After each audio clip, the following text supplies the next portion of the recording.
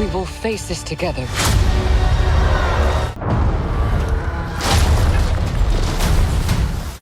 إعلان رسمي جديد من فيلم فانتاستيك فور.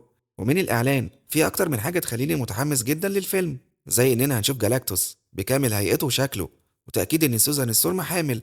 وطبعا كلنا عارفين إنها هتكون حامل في فرانكلين ريتشارد اللي هو واحد من أقوى الشخصيات في عالم مارفل، فقوته على مستوى الأوميجا حاجة رهيبة جدا. وهتكلم عنه عن جالاكتوس أكتر في تحليلي للإعلان، زي ما طبعا هتكلم على نسخة سيلفر سيرفر اللي كل الناس على الإنترنت يتريقوا على شكلها لأنه فعلا السي جي آي يعتبر مش أحسن حاجة مقارنة بنسخة 2007. فمش عارف هو ازاي خلوا شكلها كده، ده لو كانوا قالوا شات جي بي تي يعمل لنا شكل شخصيتها كان طلع احسن من كده. واهلا بيكم في شيف افلام، وفي فيديو النهارده هحلل الاعلان الرسمي الكامل لفيلم فانتاستيك فور فيرست ستيبس او الخطوات الاولى، وطبعا بكل تفاصيله ومشهد مشهد، وهقول لكم على نظرياتي وتوقعاتي بخصوص كل حاجه ظهرت في الاعلان. بس الاول اتمنى انكم ما تنسوش اللايك والاشتراك في القناه لو لسه مش مشترك، علشان دعمكم يفرق معايا. ويلا بينا. الإعلان بيبتدي إننا نشوف مذيع اسمه جيلبرت على المسرح في برنامج توك شو اسمه ذا تيد جيلبرت شو، وهو بيقدم لمقدمة يتكلم فيه عن فريق الفانتاستيك فور.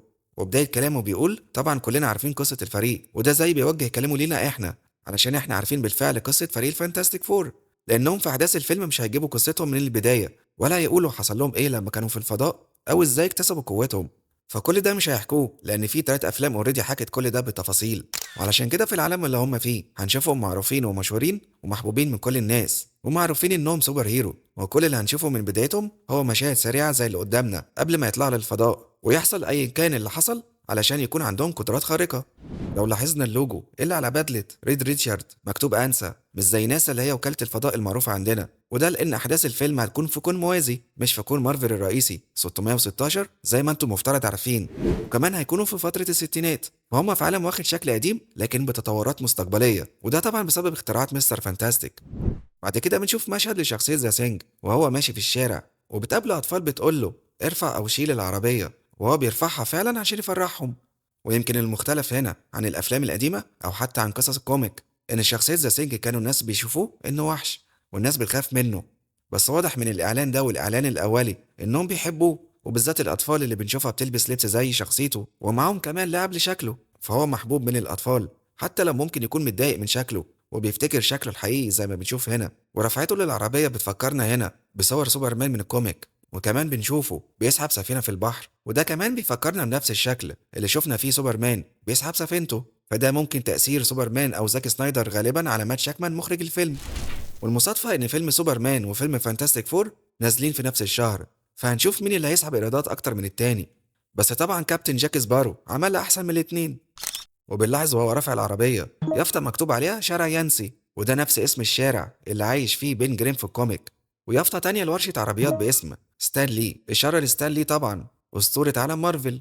بعدين بنشوف أطفال عاملين عربية كده شبه عربية فريق الفانتاستيك وبيلعبوا بيها في الشارع، وعربية تانية واقفة عند الورشة واخدة شكل لون عربية فريق الفانتاستيك، وده عشان يورينا إن كل الناس بتحبهم واخدينهم مثال ليهم، فهم أبطال العالم. حتى بنشوف الأطفال بتجري عشان تشوف اللقاء بتاعهم في برنامج جيلبرت شو، وزي ما انتم شايفين على شاشات التلفزيون بين جريم على الشمال وتحته جوني، وعلى اليمين ريد وسوزان وتحتهم هيربي. بعدين بنشوف شوية ناس بتشكر في الفريق، واحدة في مطعم ومجموعة أطفال هنا، حتى مجموعة من رجال المطافي وواحد بيشرب القهوة بتاعته، فكلهم بيشكروا فريق الفانتاستيك فور على اللي بيعملوه عشان خاطر البلد وعلشان خاطر الكوكب كله زي ما بيقول المذيع جيلبرت في كلامه عنهم. واللي ينهي كلامه انه يرحب بدخول الفانتاستيك فور والناس بتسقف اخر حاجة. لو لاحظتوا معايا هنا مش كل بدل الفريق واخدة نفس الشكل، فبدلة مستر فانتاستيك ما فيهاش الياقة البيضة اللي فوق زي الباقي، فبدلته كلها أزرق، وده ممكن عشان يميز نفسه بإنه قائد الفريق. وشكل بدلة سوي ستورم فيها الياقة البيضة بس ما عندهاش الكمام البيضة زي أخوها جوني. وكمان بدلة ذا سينج الوحيدة اللي مكتوب عليها رقم 4 على الحزام هنا في النص، فكل بدلة ليها ستايل وتاتش معين عن التاني. بعدين بندخل على المشهد اللي بنشوف فيه مبنى الباكستر مقر الفريق، واللي موجود على فيو عالمي يوضح شكل المباني المتطورة اللي حواليهم، واللي الفضل كله بيرجع فيها لريد ريتشارد. بعدين بنشوف الروبوت هيربي المساعد للفريق وهو هنا بيحضر الأكل، وواضح إنه بياخد تفاصيل الوصفة من كتاب للطبخ. وجوني هنا ماسك علبة ولو نلاحظ مرسوم عليها صورته وهو في وضعية الطيران، والصورة دي متاخدة من نفس الشكل بتاعه في الكوميك. كمان الملاحظ هنا إن الساعة فوقيهم داخلة على 6:30، وده لأن ريد ريتشارد كان قال في اللقاء الصحفي ان كل يوم حد لازم يكون الفريق متجمع على العشاء الساعه 7 بالظبط. وعلشان كده لما بنشوف ريد وسو داخلين، جوني يقول لهم انتوا متاخرتم، وده علشان مش متعودين انهم يتاخروا على عشاء الساعه 7. ونشوف سوزان ترتبك شويه، وبعدها زاسينج يقول لها انت حامل. ونشوف جوني فرحان ويقول لسوزان هتكوني افضل ام، بس يهزر مع ريد ويقول له بما معناه ده طبعا حاجه بعيد عن مجالك، وده لان ريد تركيزه اكتر مايل في العلم والعلوم مش في التربيه والابوه. وجوني يقول انه مع جريم هيكونوا افضل عمام او خال الطفل. بعدها بنشوف سوزان بتطمن ريد انهم هيكونوا كويسين ومفيش حاجه تتغير، بس طبعا ده مش صح قوي لان كل حاجه فعلا هتتغير، وده مش عشان كمان جالاكتوس جاي، لا ده بسبب الابن اللي هيتولد منهم واللي هو فرانكلين ريتشارد. ولو مش عارف هو مين فتعال اقول لك. فرانكلين هو ابن ريد ريتشارد وسوزان ستورم زي ما انتم عارفين، وهو اتولد بقوة كونية كبيرة تخليه يقدر يتحكم في الواقع ويخلق عوالم موازية ويغير في الأحداث، ده غير القوة الذهنية العالية، حاجة كده تفكرك بقوة بروفيسور إكس بس كمان على أعلى، كمان يقدر يخلق أكوان وعوالم. علشان كده دور فرانكلين هيكون مهم جدا في أفلام أفينجرز الجاية، بالأخص بعد انتهاء مرحلة أفلام أفينجرز سيكريت وورز، علشان متوقع إن هو اللي هيساعد في بناء الكون من جديد، وده ممكن يكون سبب من الأسباب في إنه هيجذب جالاكتوس على عالم الأرض. وهتكلم أكتر في الحتة دي قدام مع باقي تحليلي للإعلان. علشان بعد كده بنشوف السماء بتنور بالليل اكن نيزك نازل على الارض، بس ده مش نيزك، ده السيلفر سيرفر اللي للاسف الشكل بتاعها مش احسن حاجه. بس النسخه دي مش نسخه متحوله نسائيا من اللي شفناها في فيلم 2007، لا دي مفترض انها زوجته شالا بال، لان نسخه سيلفر سيرفر 2007 ده كان لشخصيه اسمها نورين راد، اللي لما جالاكتوس جه على العالم بتاعه عشان يخلص عليه، نورين ضحى بنفسه علشان الكوكب وشالا بال يعيشوا، وبقى خادم لجالاكتوس فانه يدور له على عوالم علشان يلتهمها. وبما ان احداث الفيلم هتكون في عالم موازي، فممكن نقول منطقيا ان شالا بال هي اللي بقت خادمه لجالاكتوس بدل من زوجها نورين، وده حصل فعلا في الكوميك، وممكن نشوف فعلا نسخه نورين تاني في المستقبل في كون مارفل الرئيسي مثلا. بس هي المشكله ان شكل الشخصيه مش احسن حاجه في السي جي اي، بس المهم اننا هنشوفها بتقابل الفريق وتسالهم هو انتم حماة الارض، وهنا سوزان بترد من غير ما تفكر وتقول لها ايوه احنا، وهنا ريد بيبص لها اللي هو تحس عايز يقول لها ايه يا ست مش تردي بسرعه كده هنروح في داهيه. بعدها شالا بتقول لهم ان الكوكب بتاعكم بتعلم عليه بالموت وتسيبهم وتمشي، وبنلاحظ انها عدت من جسم الطياره نفسه حتى طياره خض. وفي استر ايج حلو هنا، ففي يافطه مكتوب عليها ويست فيو ابلاينس تلفزيون، وويست فيو طبعا اشاره لاحداث مسلسل واندا فيجن اللي كانت احداثه في بلد اسمها ويست فيو، وده عشان مخرج المسلسل هو مات شاكمان اللي هو نفس مخرج فيلم فانتاستيك فور. بعدين بتشوف جوني بيطارد السيلفر سيرفر زي ما شفنا قبل كده في نسخه 2007، وبيطلع حتى وراها في الفضاء، بس طبعا بيفقد قوته الناريه علشان ما فيش اكسجين يساعده على الاشتعال في الفضاء. وبنشوفه هنا بيحط ايده ويمسك اللوح وهي بعدها بتحدفه منه عشان يقع. وممكن مشهد المركبه الفضائيه بتاعت الفريق وفي كوكب بيتدمر يكون مثلا جوني لما حط ايده على اللوح شاف رؤيه باللي هيحصل الارض لما جالاكتوس يجي، او ممكن يكون فعلا المشهد الارض بتتدمر وهما بيهربوا، بس انا مستبعد الحته دي، او هما بيشوفوا دمار لكوكب تاني والفريق بيراقب، او يمكن زي ما قلت انها رؤيه لجوني لما مسك اللوح. ويمكن ما شفناش كلام بين جوني وشالا السيلفر، بس متوقع ان الكلام هنا متقطع، لان جوني اكيد سالها انت مين وليه بتقولي الكوكب بتاعنا هيهلك، وهي غالبا ردت الرد المعتاد ان جالاكتوس ملتهم العوالم جاي وهو طبعا هيرجع يعرفهم. بعدين بنشوف ريد بيقول ان اللي بيحصل ده غلطته بسبب تجاربه واختراعاته الخاصه بالفضاء وحد سمع ودي النتيجه. ودي حاجه فكرتني بثور في فيلم ذا افنجر لما كان يتكلم على ان الارض بقت مهيئه للحرب على مستوى اعلى من باقي العوالم، علشان منظمه الشيلد كانت تحاول تعمل اسلحه من التسراكت، بس ايه اللي عمله مستر فانتاستيك علشان يفتح عيون جالاكتوس على كوكب الارض لسه مش واضح، بس ممكن يكون غالبا بسبب محاولاته في اكتشاف العوالم الموازيه. فزي ما شفنا في الاعلان الاولي كان في صوره لشكل كوبري على السبوره، وده لان ريد في الكوميك هيقدر يعمل زي كوبري يكون موصل بباقي العوالم، وكمان هيقابل فيه كل شخصيات المستر فانتاستيك وهيكونوا كانسل اوف ريدز، حاجه كده تفكرك بمجلس الكانج. فممكن ده احد الاسباب ان جالاكتوس شاف الارض. وهنا بنشوف ريد بيشطب على معادلات كاتبها وهو متضايق فكل حاجه متربطه ببعضها. بعدين بنشوف الناس مستخبيه في مخبأ تحت الارض، مش واضح ده بسبب ان الفريق بيحارب سيلفر سيرفر ولا بسبب جالاكتوس، بس بعدين بنشوف ان الفريق طالع تاني للفضاء، بس هيعملوا ايه مش واضح. بس في صحفي بيسأل مستر فانتاستيك هو احنا في امان، وهو رد وقال له مش عارف، بس وش بين وجوني بيقولوا انهم عارفين حاجه ومخبيينها، فيمكن طالعين يواجهوا سيلفر سيرفر او عشان يشوفوا جالاكتوس بيعمل ايه في الكواكب اللي حواليهم. وهنا بنلاحظ انهم كلهم لابسين بدل الفضاء، بس سوزان لابسه فوق البدله تيشيرت مكتوب عليه فيوتشر فونديشن، وده مؤسسه المفروض ان مستر فانتاستيك هو اللي عملها علشان يكون مجمع عيلته واصحاب القدرات الخارقه، بس يقال ان في الفيلم سوزان اللي اسستها علشان تحفظ الامن والسلام في كل العالم وبسببها مفيش حروب. وانا حاسس انها لابساها عشان يا مداريه بطنها عشان الحمل، او هي فعلا شايله ابنها فرانكلين ومغطياه عشان التصوير، بس اعتقادي انها مغطيه بطنها عشان الحمل وعدم التصوير، وفي تسريبات كتير بتقول انها هتولده في الفضاء، فممكن دي اللحظه اللي هم طالعين فيها وهتولده بعدها. بعدين بنشوف فريدو وهو بيقول مفيش وقت كافي، وده غالبا عشان جالاكتوس قرب انه يجي.